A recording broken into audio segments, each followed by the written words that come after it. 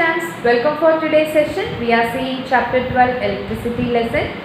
So in this video we are going to learn more about the resistance, the factor affecting the resistance, the different combination of the resistance. Before that I would like to quote you a famous proverb. Winners are the people who never fail. Winners are the people who never quit. So they don't quit anything, they just give a try, they just participate. Winning is secondary but participation is very primary.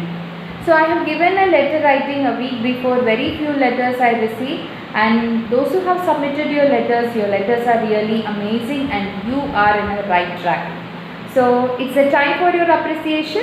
So I have made a video credit for you. So after the video credit we will start the session. So is it for you?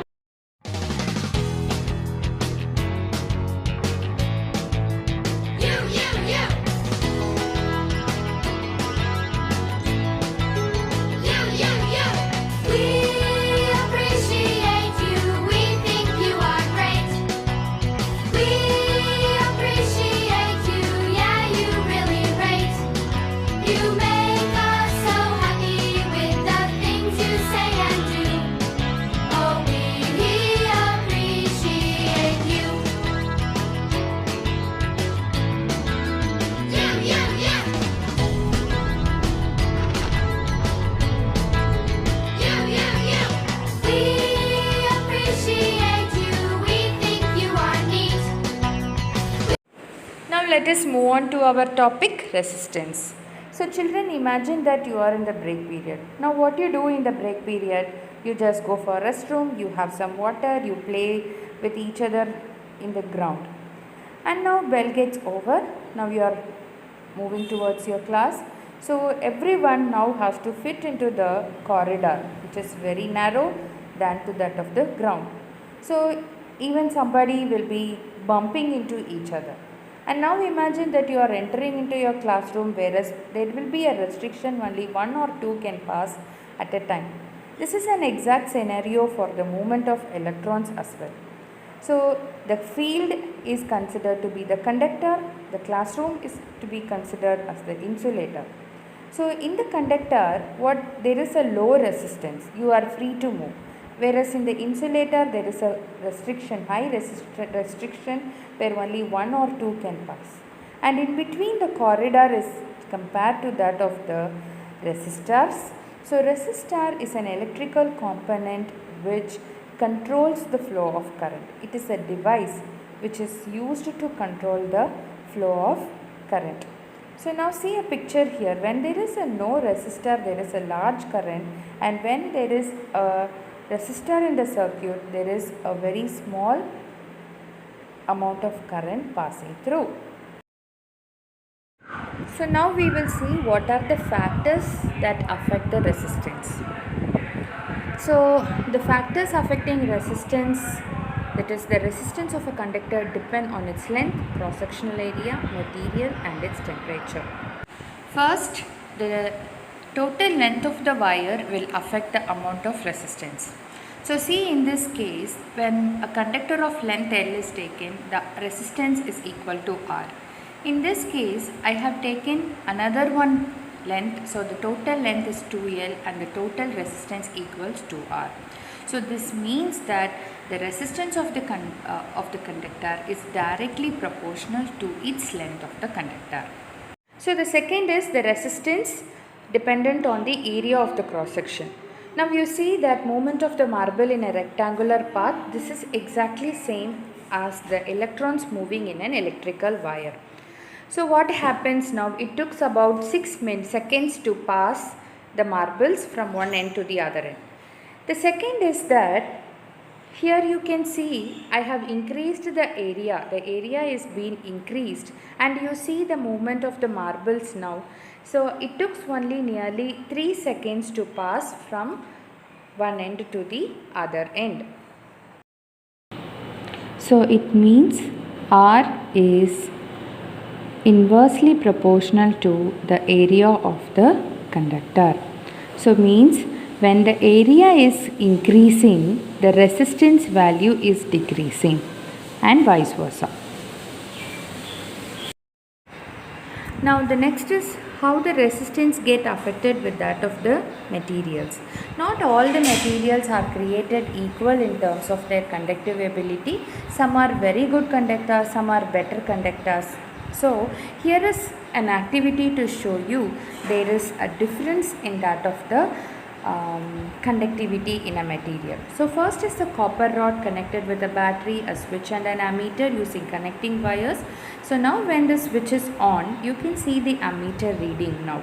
Now the copper rod is replaced with an iron rod and you can see there is a different ammeter reading. This shows that the materials are different and the resistivity is also different for all the materials.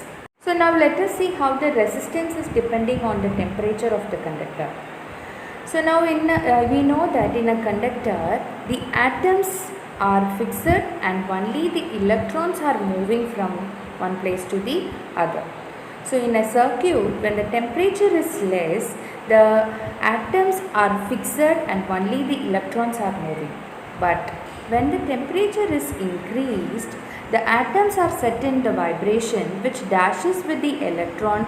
Thus there is an increase in the resistance as there is an increase in the temperature.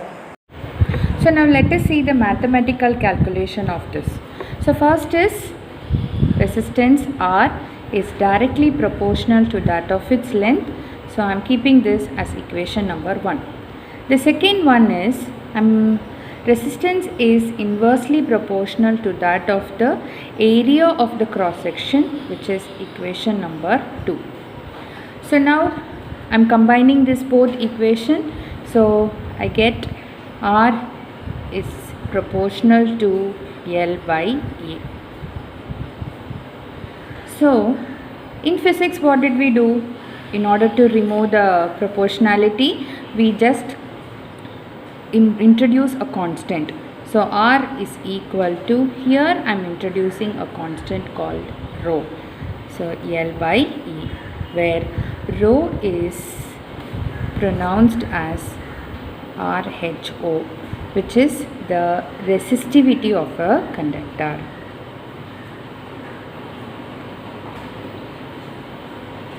Okay, so now we have to find out the SI unit of this rho.